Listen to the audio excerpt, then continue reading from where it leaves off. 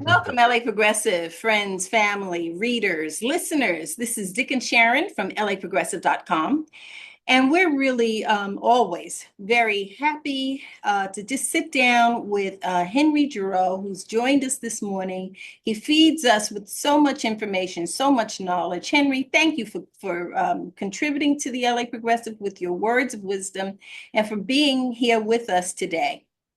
Oh, I'm honored. I'm So, delighted to be here. so Henry is a terribly prolific writer. I mean, here we're going to talk about two of his articles, and he talked about two more that we're talking about. And one of the articles we want to talk about is about the abduction of Mahmoud Khalil and the rise of state terror, and the other was about the rise of fascism, the fire this time. I mean, that's what it's about. And in recent years, a lot of people have been bandying about the term fascism. And oftentimes, in some cases, I think, well, I don't actually think they know what fascism means. But as you point out in the fire this time, fascism is here, truly here. State terror is here. All the different moves of the Trump administration and the 2025 program, it amounts to a real kind of fascism that is taking our country in some ugly ways.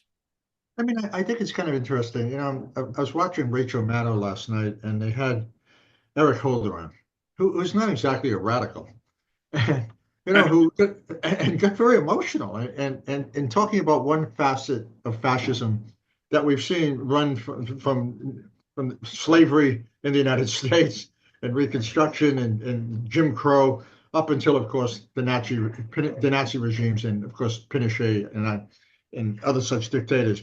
And that's called the collapse of the law. A kind of lawlessness that begins to take place in which the question of the law no longer protects people. And not only does it not protect people, it becomes what I call a form of malignant lawlessness, malignant legality, that in the name of legality, in the attempt to make something legal, it actually commits something utterly illegal and horrendous. And I think that when we talk about fascism, what is shocking to me is not that people don't have good intentions in trying to say, well, it doesn't really ring true and so forth and so on. What shocks me is it seems to be a denial of two things. It's a denial of what it means to learn from history and to understand the parallels that exist between history and what's going on now. And secondly, not to put fascism into a kind of template in which we say it's an historical relic and can't be repeated.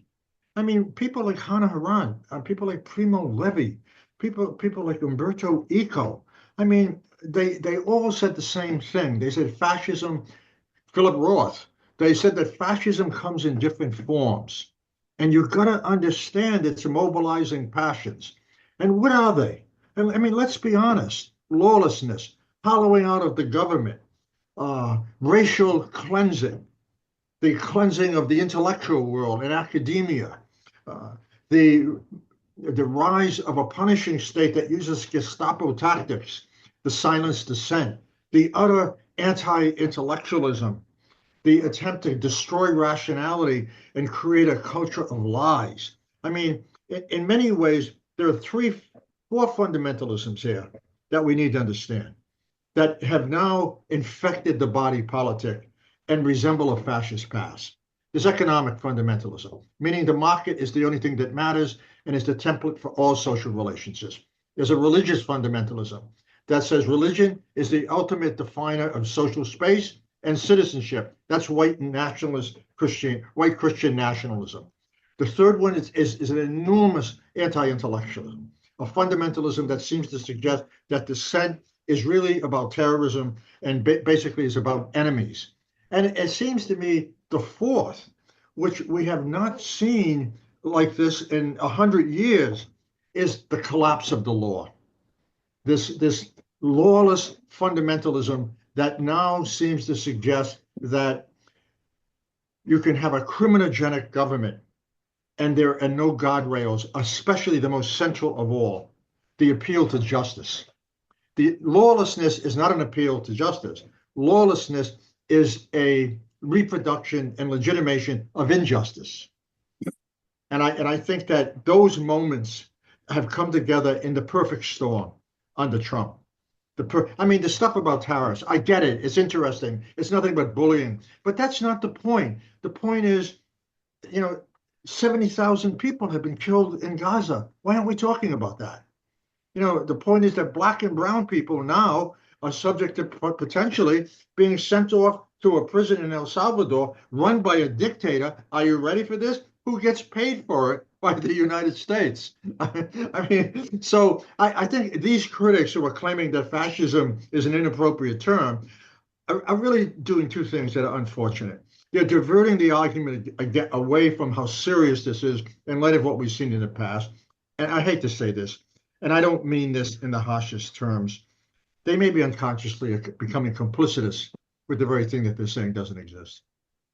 I don't disagree with you. In fact, I agree with you wholeheartedly. Since we've started to publish the LA Progressive, I've began to deepen my knowledge of the role that race plays in this country. And when I saw that you had written this piece, The Fire This Time, of course, I immediately thought of The Fire Next Time, which was written by James Baldwin. And in The Fire Next Time, James Baldwin writes an essay to his 14-year-old nephew discussing the central role of race in American history and the importance of history and understanding history and delving into history to prevent us from continuing on the path that we're on. And one of the problems and one of the reasons I believe in the central role of race is because these fundamentalisms that you spoke of, economic, religious, anti-intellectual, they land on a populace that has never taken or acknowledged how racism has made all of those things possible. It's the foundation. And so I'm so appreciative of you bringing this to the fore. Do you want to add any comments on that? Yeah, no. I mean, you know, when you listen to people who don't get on the mainstream media, when you listen to Robin D.G. Kelly, and you listen to Angela Davis, and you listen to Eddie Glaude, or even Jason Stanley, I mean, people who point to three things that are really central about understanding how serious racial cleansing is as a defining principle of American society and a defining principle of fascism. Remember, the racial cleansing we see here, whether you want to talk about voter suppression, or you want to talk about the war on Muslims, or you want to talk about the revoking of the visas of people of color, no less, right? Think about Hungary. You know, you have Orban, Hungary, who is the model for the US, who says one of the characteristics of democracy that we refuse to acknowledge are mixed races. Or think about DEI, which is really a terrible term that the press ignores for nothing more than racial cleansing. That's all that is. I mean, gee, inclusion is really a terrible thing, right? I think we've heard this before. I mean, the last thing we want to have are people in the workforce who are kind of diverse. When I get my coffee in the morning at the coffee counter, I don't want to see black people. I don't want to see brown people. I don't want to see Muslims. They scare me. And of course, they're not qualified to basically do the job that I do because I happen to be part of a white superior race in which questions of hierarchy are deeply embedded in the American psyche. And I think this is the key. The key about racial cleansing is not that it's simply a political, economic, and social fundamentalism intertwined with categories of class, intertwined with categories of inequality, intertwined with categories of anti-intellectualism and stupidity. It's also, as Adorno might say, it becomes second nature. The worst form of normalization is to internalize this crap and not have to think about it and just get caught up in emotional whirlwinds that demagogues generate, and that gives you a high. Wow, it's so much fun to be a white racist. You know, I mean, it's so much fun to believe in white supremacy. It's so easy to blame all our problems now, basically on black, brown, and other ethnic groups that don't subscribe to, of course, this logic. But at the heart of all of this, and I may be terribly wrong, is a fundamental concept. And that concept is purity. Purity. Citizenship about the politics of purity about white people, white Christian nationalists only. Voting about purity. Only certain groups can vote and certain groups cannot. Education, only certain groups should have access to education. Politics and the sharing of power, only certain groups. The concentration of wealth, only certain groups. The billionaires, white billionaires for the most part, almost exclusively. So I think that the question of cleansing, the question of reproduction, the question of racial purity, and purity in the most ideologically worst sense. I mean, these have all come together in a way that suggests a new form of state terrorism, in my mind. Right. So in this particular moment, racial cleansing has been going on forever, but it's been somewhat kept on the down low. If you accuse some university of discriminating against black professors, they say, "Oh no, here's the stats. We're doing fine." Same thing with any parts of the government or society. But now the script is flipped. Yeah. Now it's ennobled to, I mean, they're taking down the painting of Colin Powell out of the Pentagon. I mean, that's just emblematic of what they want. They want to erase Black achievement, brown achievement, immigrant achievement, gay, and they're ennobling it. I mean, they're puffing out their chests and saying we're doing a good thing. We're going to be ready to fight the next war with all white people. You know, understand the other fundamentalism that I missed, and that is what I call historical fundamentalism. And historical fundamentalism is basically about the erasure of memory. And I don't think we see that anywhere near as visible and as horrible as it is with the Palestinians. Right. I mean, because that's scholasticide, right? I mean, we don't just kill Palestinians, the U.S. and Israel. I mean, what we also do is we destroy their museums, we eliminate their universities, we kill their intellectuals, we kill their religious leaders, so that all of a sudden the question of land and memory get eliminated in a way to suggest that they don't exist as human beings. And I think in many ways, where else have we seen this? We've seen this with indigenous people in the United States. We see it in Canada with indigenous people, the reservation schools. We see this refusal to deal with a sense of history that in a fundamental way reminds us of what does not have to be repeated. Absolutely. I mean, Can I finish that? That's one issue. Sorry. But the second issue is it doesn't just represent a form of historical and social amnesia.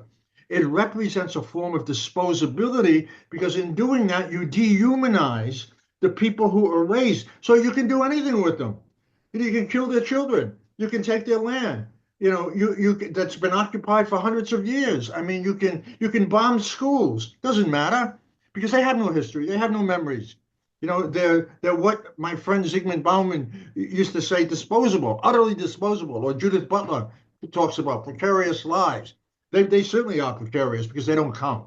That's right. And what we shouldn't forget is one of the key factors and one of the key tools that were used in establishing this whole enslaved population was stripping them of their history, their language, bringing together people who didn't speak the same language. So they were forced to not to automatically lose their language. All of that strips a population of their humanity and makes them vulnerable to all manner of abuses. The thing I love about James Baldwin is that he says history isn't just something we try to understand or remember, we live it.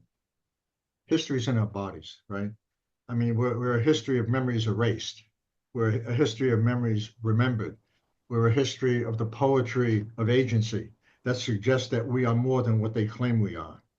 And it seems to me I have never seen a moment in my life of 81 years where this question of memory has become both so dangerous and at the same time so attacked. And to watch institutions that are guardians of memory, Columbia University, Harvard, these elite universities just folding in the face of authoritarianism. And the piece that I wrote in Counterpunch today and in the piece that you reproduced. I mean, I go out of my way to talk about, we've seen this before. Jewish professors in Nazi Germany removed from the schools. No talk at all about any kind of Jewish history. No talk at all about history being produced by the communists. No talk at all about workers' history. This is not new. And if it's not new, ask yourself the fundamental question, where does it end up? That's right. That's the question. That's right. The question is, when I say it's the canary in the coal mine, I'm not just appropriating a simplistic metaphor. Where does it end up? If all of a sudden Pam Bondi, that a creature right out of the Third Reich, in my mind, claims that it's certainly feasible for Donald Trump and his administration to basically send American citizens who are critical of his administration somewhere else, abroad, to an El Salvadorian prison, or now to Nigeria, and they claim to Ghana. You can't make this up. I mean, you can't make this up. But what is so sad about all of this is it's not being named in a way to suggest, oh, it's a little lawless. Oh, this doesn't sound right. Oh, I hate this word. It's authoritarian. I know it's not. It's not. It's the fundamental bedrocks of fascism. We've seen it before, and people are going to die. Yes. I mean, people will end up in prisons. This is just the beginning, the first 100 days, and all of a sudden we're in 1933. And yet it's not named. So let me ask you, Henry, before we began to tape this, you were talking about two publications, and I'm not going to name them, that you were disappointed in because they were wanting to avoid using the term fascism. Can you explain why these publications, which we know to be extremely progressive, we thought to be extremely progressive, why don't they, or why are they claiming that we shouldn't use this term? I think they're looking for something uniquely. I think at one level, there's a very genuine impulse to say what we see here is part of a long American tradition, right? No question. That's understandable. But at the same time, in an attempt to do that and to claim that what we have is a genuinely American form of authoritarianism, they seem to be, for some reason, refusing the demands of history and historical consciousness. And maybe they just don't want to delve into it. Maybe they don't want to look at those analogies. Maybe it's just too complicated for them. Or maybe they think that fascism, and I think this is the second issue, I really think they think that talking about fascism is diversionary. It's a diversion, right? That people see it and they say, oh, no, that's not what we do. That has no bearing on what we do. Well, the fact of the matter is it does have a bearing on what we do. And I think to retreat from that term, as I've said earlier, is really about the collapse of intellectual and moral conscience. That's what it is. And it certainly is a repudiation of the value of what it means to learn from history. You know, when you get a guy like Jason Stanley and Timothy Snyder, I mean, think about this. Two major intellectuals on the American landscape talking about different forms of aggression, but particularly Jason Stanley, whose parents, whose relatives were in the concentration camps, who was leaving the country. I mean, he's now coming to Toronto because he says he doesn't want to live here anymore. It isn't safe, you know, or even myself and people I know. I mean, I can't go to the U.S. for 4 years. No way. No way I'm crossing that border. I have a sister there. I won't be able to see her. I can't do it. I can't. My wife is Greek. She has a Greek passport and she doesn't have a Canadian passport and she doesn't have a U.S. passport. You think I'm going to deal with immigration officers who then Google my name, you know, and see all the things I've done on LA Progressive? And, you know, who knows where I could end up. I don't want a vacation right now in El Salvador. Yeah, you point out that, you know, Harvard and Columbia and other esteemed universities have rolled over and damaged their students, damaged their professors, but so have a bunch of big law firms have agreed to do $100 million of pro bono work for the Trump administration. And you go down and newspapers. I mean, the Washington Post and the LA Times, they ran to Trump to kiss his butt. He likes to have his butt kissed, and they were among the first to do it. And you know, at the end of one of your articles, you say fascism feeds on despair, cynicism, and silence. fascism dismantles justice, equality, and freedom. And that's the danger. That's the danger. I will say that when Trump got elected, we fell into a certain amount of despair and cynicism and couldn't watch the news for a while. Now we're back up to it. But the truth is, as you point out, we can't just, argue about ourselves about what's going on. We need to stand up and fight this in the way that those two esteemed universities with huge amounts of money of their own, or the law firms with 1,000 lawyers, didn't do. It's going to be us little guys that have to fight what's going on. I mean, I think there are two things to mention here. And I'll quote Eric Holder. Holder mentioned these law firms last night and was asked by Rachel Maddow, how do you feel about this? And he said, look, these law firms could have banded together. They could have brought Trump to court and they would have won. He said there's no constitutional reason why they wouldn't win at all. But he said, even worse, what are they going to say in 10 years, 5 years? When young lawyers come to them and they say, well, the law is what keeps democracy together, how are they going to defend themselves in the face of this overt fascism? They're not going to be able to defend themselves. But I think the second issue is what we saw on October 5th. I mean, I think that something is happening in the United States that we haven't seen before, and that is the contradictions between fascism and democracy are becoming so overt because they're bearing down on people's lived experiences in a way that directly affects their lives. You take away Social Security, 72 million people here, 60% of whom rely exclusively on a Social Security check, 60%, over 65. You take away the opportunity to basically buy food. Well, I'm sorry, that has a direct impact on people. And I think that impact now is being mobilized across the country in a way that is enormously pedagogically instructive. And we need to learn from that because you can't fight fascism unless you name it. And you can't just name it in abstractions. You have to talk about what it means to affect your life.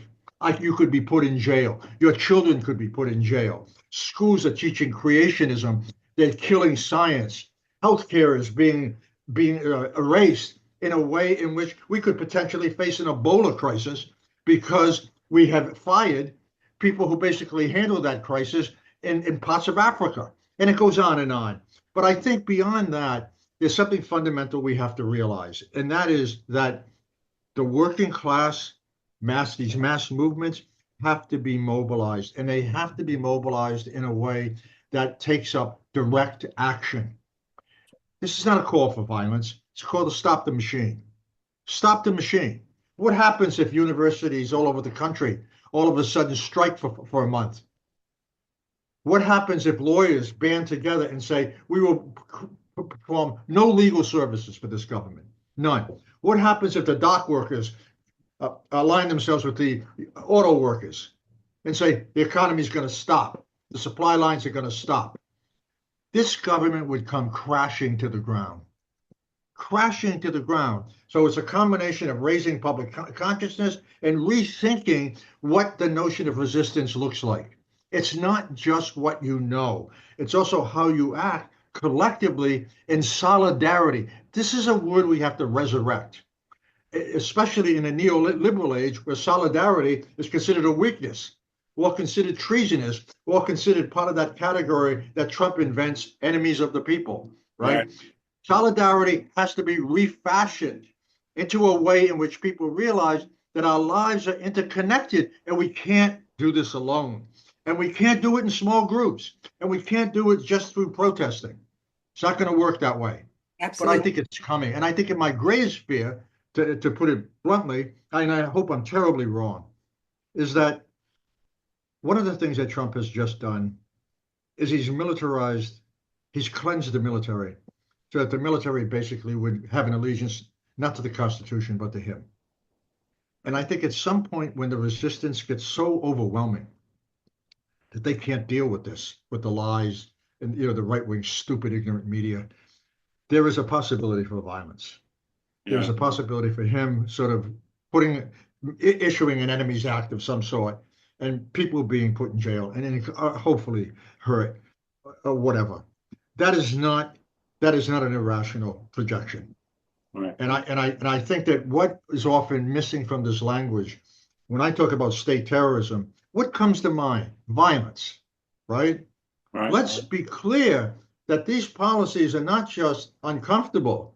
They're not just, they don't just position people in places that are going to hurt their everyday lives. These policies lead to violence. Well, a violence of the spirit, a violence against the body, a violence against the mind, a violence against institutions, public goods. This is a tsunami of violence, which suggests, if I may, three more things, right? One, we have to understand these problems as part of a totality. You cannot isolate these problems and just assume that they're individual isolated problems. You can't fragment them. Secondly, you got to pay attention. You got to pay attention. We live in a culture where attention doesn't matter anymore because you live in a culture of immediacy. You live in a society where contemplation is something people can't do anymore. And they've even done studies where they put people in a room for like 60 minutes and they're about to go nuts when they take away their phones, right? They can't stand it.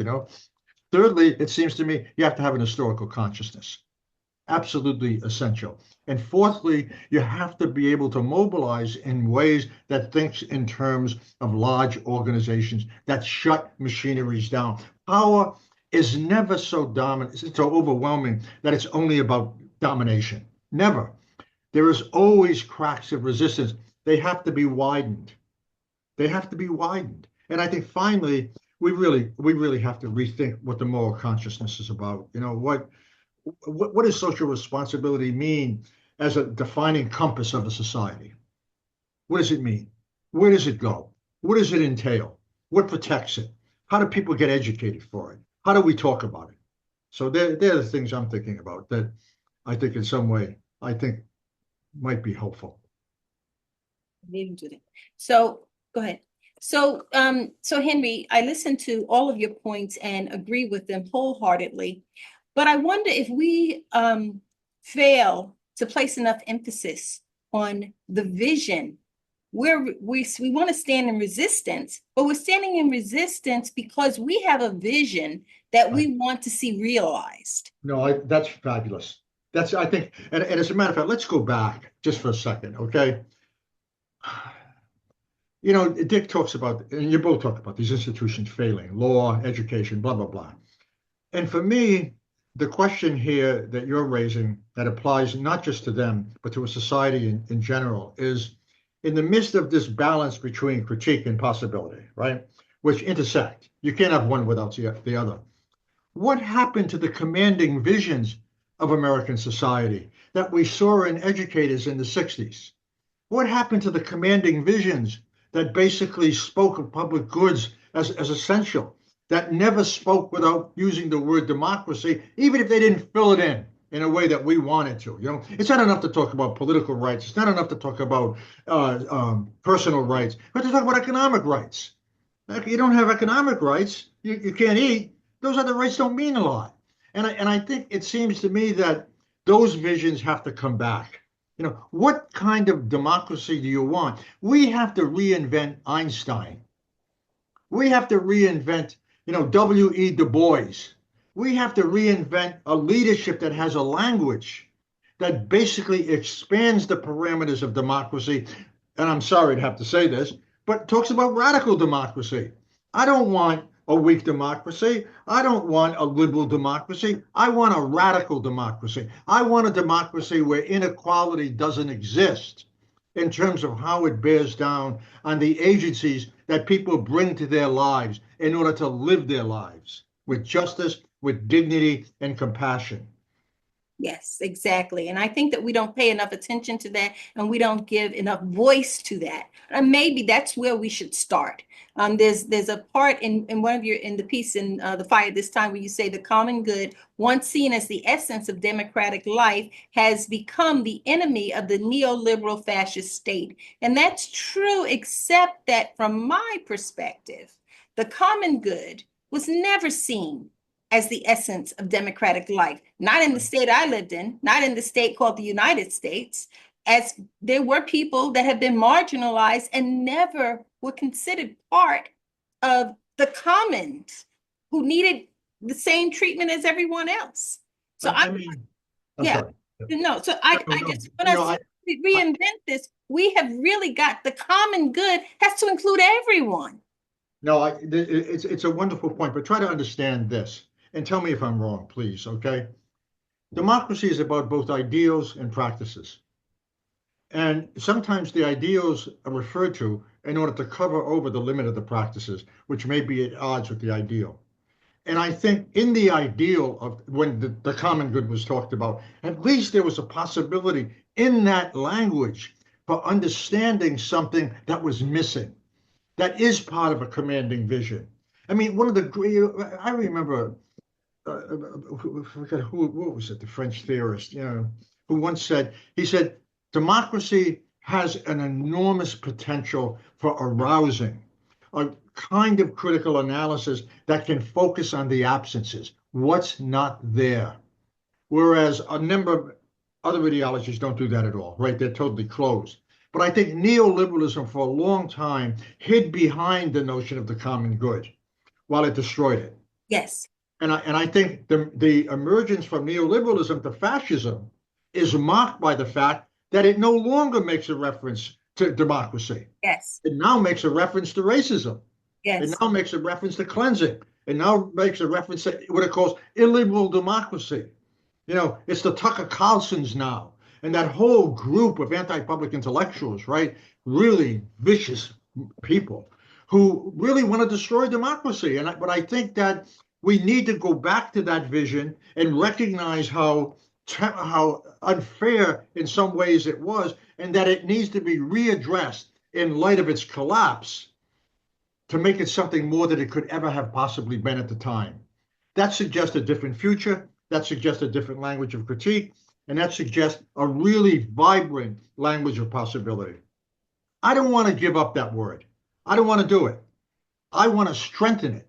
I want to use it against the way it's been abused. I want to use it in a way to speak to the absences in that term that now we see in this in the United States, and how they have morphed into something under gangster capitalism, because that's all it is. It's just a form of gangster capitalism. You can't talk about fascism without talking about capitalism. You can't do it. It's impossible, because fascism is its endpoint.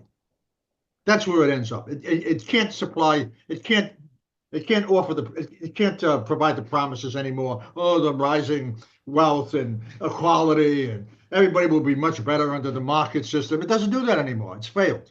It's lost. It's in the midst of a legitimation crisis, and that legitimation crisis gave us Trump, and it gave us liberals who basically were too stupid to realize that the center of democratic life is not about the individual. Uh-oh. So Henry just froze, not sure what happened. We're going to continue this talk at another date, but we want to encourage, this is Dick and Sharon of LA Progressive. We want to encourage you to read Henry's work, which is at laprogressive.com. The two pieces. Fundamentalism, all of those things. Yeah, so Henry, you froze for a second. So, but you're back, and we were encouraging people to read The Fire this time at LA Progressive, and also Mahmoud, Khalil, and the Rise of State Terror, Abducting Bodies and Silencing Dissent. Both of these were written by Henry Giroux, and we regularly have Henry on with us. And so we encourage you, if you like this content, to please like it, please share it, please subscribe to the laprogressive.com, and you will find this and much more. All right. So it's back. awfully nice to talk to you again, and no doubt we'll do it in the near future, because you're such a prolific writer and such an interesting person to listen to. Well, thank you both for having me. It's a pleasure. Thank you, Henry. I'll send you this piece in the next few days. Awesome. Yeah. Okay, bye. Bye-bye. Thank you for sticking around. If you like the LA Progressive content and the discussions we have here, please consider clicking the subscribe button below, and also give us a thumbs up. That helps to grow our audience by feeding the algorithm, which helps to get this content in front of more eyes. Thanks for stopping by. We really appreciate your support.